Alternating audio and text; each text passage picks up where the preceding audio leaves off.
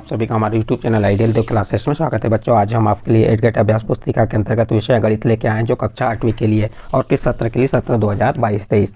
बच्चों, आप ये भी ध्यान रखेंगे कि एडगेट अभ्यास पुस्तिका से ही आपकी वार्षिक परीक्षा में प्रश्न पूछे जाएंगे। तो चलिए देखते हैं हम जो आपका विषय गणित अध्याय 6 वर्ग और वर्गमूल क्या करेंगे। यहाँ पे वर्ग और वर्गमूल दिया है, इसके कुछ प्रश्न दिए उनको हम हल करेंगे। इसका प्रश्न नंबर 1 दिया, निम्नलिखित संख्याओं के वर्ग ज्ञात कीजिए। देखिए, वर्ग ज्ञात करने की बहुत सी विधि है, लेकिन ये पुस्तक आधारित विधि है। आप वर्ग तो ऐसे भी ज्ञात करते हैं, वर्ग ज्ञात वर्ग का अर्थ क्या होता है, उस संख्या का 2 बार गुणा। जैसे 43 गुणित आप 43 करेंगे तो भी आपको इसका वर्ग मालूम हो जाएगा, इसका वर्ग मालूम हो जाएगा 43। लेकिन जो पुस्तक की विधि है उसके आधार पर हमने बताया। सबसे पहले हम क्या करेंगे, 43 का वर्ग है तो 40 धन 3 कर देंगे। 40 धन 3 कर दिए। अब इसका वर्ग है तो इसके कितने बार लिख दिए हमने, 2 बार लिख दिए। 40 धन 3 को वर्ग का अर्थ होता है उसे कितने बार गुणा करना, 2 बार। तो 40 धन 3 गुणित 40 धन 3। अब देखिए, जो इसका 40 है, इस 40 का गुणा 40 धन 3 से लिख कर दीजिए। ये देखो, फिर ये धन 3 का गुणा फिर इस कोष्टक से 40 धन 3 से कर देंगे। ये आपको यहाँ बता दिया। अब गुणा कीजिए। देखो, 40 गुणित 40 धन 40 गुणित 3 धन 3 गुणित 40 या 40 गुणित 3 धन 3 गुणित 3। 40 का 40 में गुणा करो, 2 शून्य जैसे कुछ 4 चौके 16। फिर धन 40 का 3 में गुणा की तो 120। 40 का 3 में गुणा की 120 धन 3 का 3 में गुणा की 9। और इनको हम जब जोड़ेंगे तो कितना आ जाएगा, 1849। तो 43 का वर्ग कितना हो जाएगा, इस 43 का वर्ग 1849 होगा। तो इस प्रकार से आप इसको हल कर सकते हैं। ये तो आप इसको चेक भी कर सकते हैं कि 43 का 2 बार गुणा कीजिए तो 1849 यानी 1849 आता है या नहीं। इस प्रकार से आपका प्रश्न नंबर 1 का अ नंबर कंप्लीट। ब नंबर में क्या कहा है, 36 का वर्ग। सेम ऐसे ही करना है जैसे आपको ऊपर बताएं। हम 30 में 6 जोड़े, 36 होता है 30 धन 6 और पूरे का वर्ग। फिर इसको 2 बार लिख दिए, 30 धन 6 एक कोष्टक में, दूसरे कोष्टक में 30 धन 6। फिर 30 का गुणा ये इस कोष्टक के 30 धन 6 से कर दिए। फिर ये धन 6 का गुणा 30 धन 6 से किए। अब गुणा की 30 गुणित 30 धन 30 गुणित 6 धन 6 गुणित 30 धन 6 गुणित 6। 30 का 30 में गुणा किए 900, 2 शून्य जैसे वैसे 73 का 9।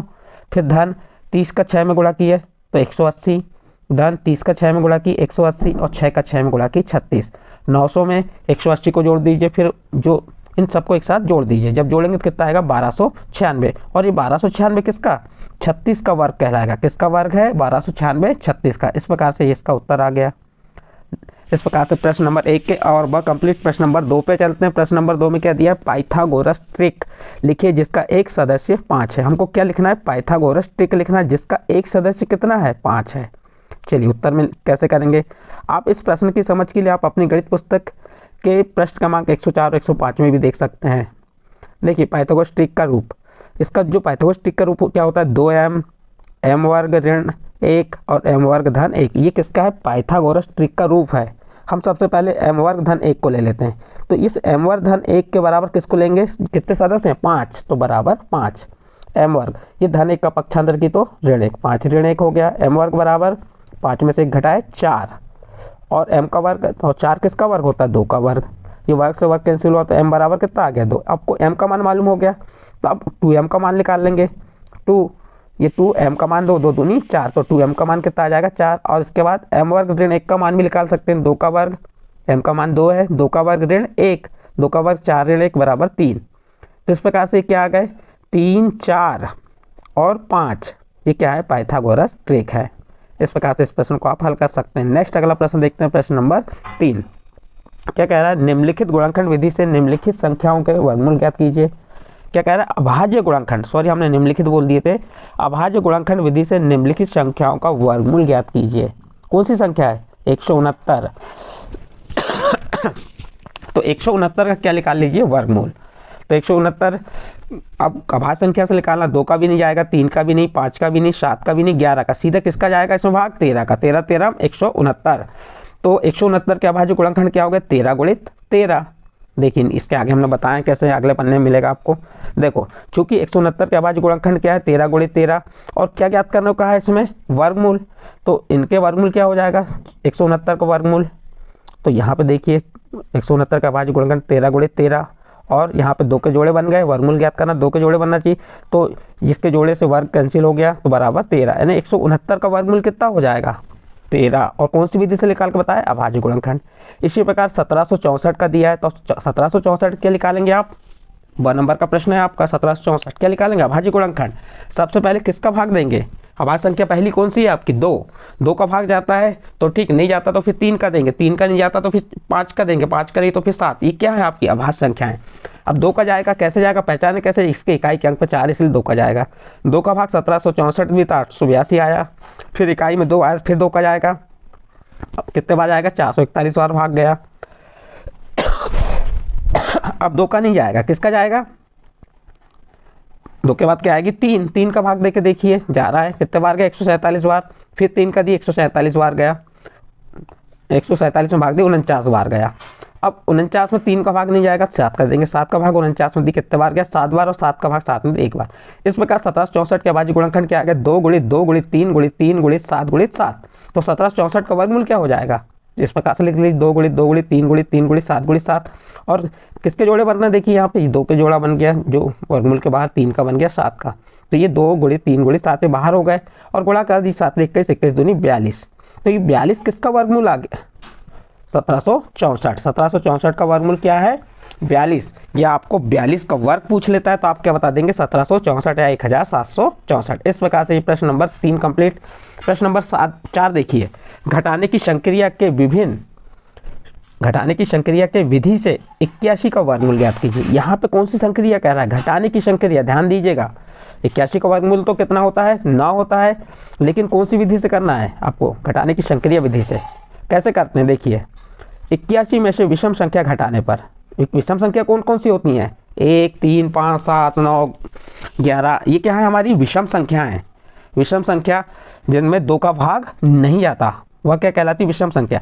तो अब हम जो हमारी जो 81 है, इस 81 में से हम विषम संख्या को घटाएंगे। पहला चरण देखिए, 81 इसमें से 1 घटाए कितना आ गया 80, फिर इस 80 में से दूसरी विषम संख्या 3 घटाए 77, फिर 77 में से तीसरी विषम संख्या कितना आ गया, विषम संख्या 5 है, घटाए 72 आ गया, फिर 72 में 7 घटाए 65। कौन संख्या घटा रहे हैं, जो आपको घटाने पे जो प्राप्त हो रहा है उसमें से विषम संख्या को।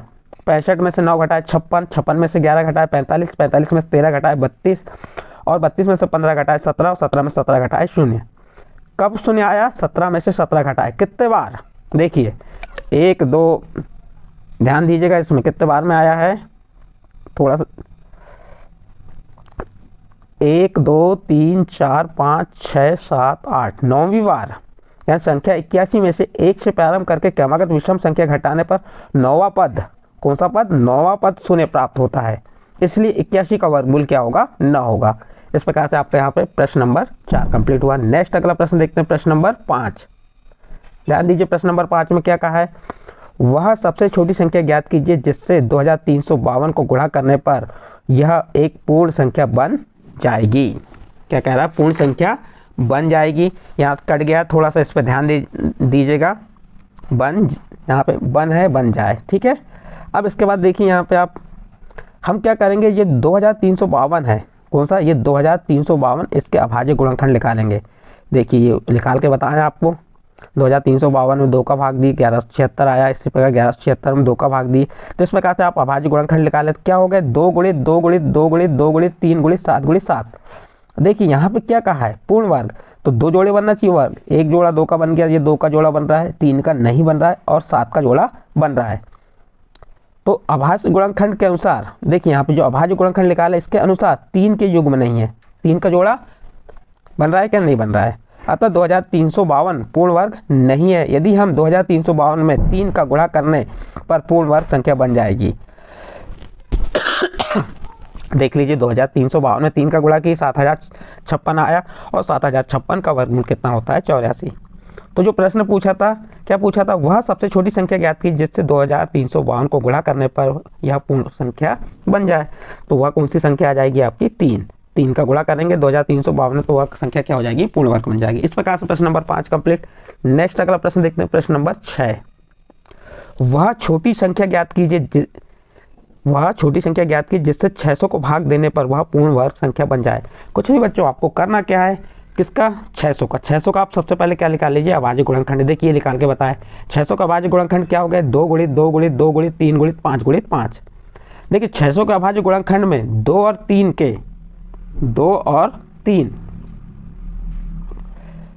के जोड़े नहीं बन रहे हैं। देखिए ये 2 का जोड़ा बन गया एक, और ये 5 का जोड़ा, लेकिन ये 2 और 3 जो है इसका जोड़ा नहीं बन रहा है। इसलिए क्या करेंगे, 2 और 3 का हम गुणा करेंगे, 2 तिया 6, और 6 का भाग किस में देंगे, 600 में। 6 का भाग 600 में देने पर पूर्ण वर्ग बन जाएगी, किस में, 600 में। देखिए 6 का भाग 600 में कितना आ गया, 100, और 100 का क्या है, पूर्ण वर्ग संख्या है, क्योंकि 100 का वर्गमूल क्या होता है, 100 का वर्गमूल 10 होता है। तो इस प्रकार से इस प्रश्न क्रमांक 6 को हल करेंगे। नेक्स्ट अगला प्रश्न देखते हैं, प्रश्न क्रमांक 7। भाग विधि से 529 क्या कह रहा है, भाग विधि से 529 का वर्गमूल ज्ञात कीजिए। देखिए भाग विधि में सबसे पहले आप 529 लिख दीजिए और इस प्रकार से डिब्बा बना दीजिए, ये बना दी हमने। अब ऐसी संख्या लीजिए जिसका वर्ग 5 से ना बढ़े, जैसे 1 का वर्ग 1, 2 का वर्ग 4, 3 का वर्ग 9। 3 का वर्ग बढ़ रहा है तो हम किसका देंगे, 2 का, तो 2 यहाँ पे भी लिख देंगे और 2 यहाँ पे भी लिख दिए, और 2 दूनी 4, और जो ये वाला 2 है उसको नीचे फिर एक बार उससे जोड़ देंगे, 2 में 2 जोड़े कितना आ गया, 4। अब 5 में 4 घटा 1, और ये जो दोनों संख्या हैं वो जैसे कि वैसी 29 लिख दी है। अब ऐसी संख्या का भाग दीजिएगा कि इसमें भाग देने पर तो हम किसका लेंगे, 3, पितर का 9 और चाचों का 16, तो यहाँ पे 3 लिख देंगे, और 3 का क्या करेंगे हम, यहाँ पे 3 लिखेंगे। अब 3 का गुणा इसमें कर दीजिए 43 में, कितना आ जाएगा, 129, और 43 में से 3 को जोड़ दीजिए, कितना हो गया, 46। तो 46 यानी 23 का दुगुना आ गया। तो इस प्रकार से आप इसका वर्गमूल निकाल सकते हैं। अतः 529 का वर्गमूल क्या हो गया, 23 है। नेक्स्ट अगला प्रश्न देखते हैं, प्रश्न नंबर 8। किसी वर्गाकार पार्क का क्षेत्रफल, क्या कह रहा है प्रश्न में, किसी वर्गाकार पार्क का क्षेत्रफल 2025 वर्ग मीटर है। इस पार्क का की एक किनारा मीन्स होता है भुजा, ज्ञात कीजिए। देखिए वर्गाकार पार्क का क्षेत्रफल कितना है, 2025 वर्ग मीटर है, और वर्गाकार पार्क का क्षेत्रफल का सूत्र क्या होता है, एक का वर्ग भुजा का वर्ग 2025। यहाँ से वर्ग हटाया तो यहाँ क्या लग गया, वर्गमूल लग गया। और 2025 का हम क्या निकालेंगे, अभाज्य गुणनखंड। उसके अभाज्य गुणनखंड क्या निकालेंगे, 3 गुणित 3 गुणित 3 गुणित 3 गुणित 5 गुणित 5। किसके जोड़े बन रहे हैं, ये 3 का बन गया, फिर इस 3 का बन गया, वो क्या हो गया, वर्गमूल के बाहर हो गए। अब इनका गुणा कर दीजिए, 5 दिया 15, 15 दिया 45, तो ए बराबर क्या आ गया, 45। और ए क्या है, ये वर्गाकार पार्क की भुजा है, तो अतः भुजा ए बराबर 45 मीटर है। तो इस प्रकार से आपका प्रश्न नंबर 8 यहाँ पे कंप्लीट होता है। इसके बाद नेक्स्ट अगला प्रश्न देखते हैं, प्रश्न नंबर 9। प्रश्न नंबर 9 में क्या कहा है, ध्यान दीजिए। एक माली 625 पौधे ऐसे लगाना चाहता है कि जिससे कि प्रत्येक पंक्ति में उतने ही पौधे आए जितनी की पंक्तियों की संख्या हो। पंक्तियों की संख्या और प्रत्येक पंक्ति में पौधों की संख्या ज्ञात कीजिए। तो कुछ नहीं करना है, आप जो आपका 625 पौधे हैं, इसका आप क्या 625 का क्या ले लीजिए, वर्गमूल।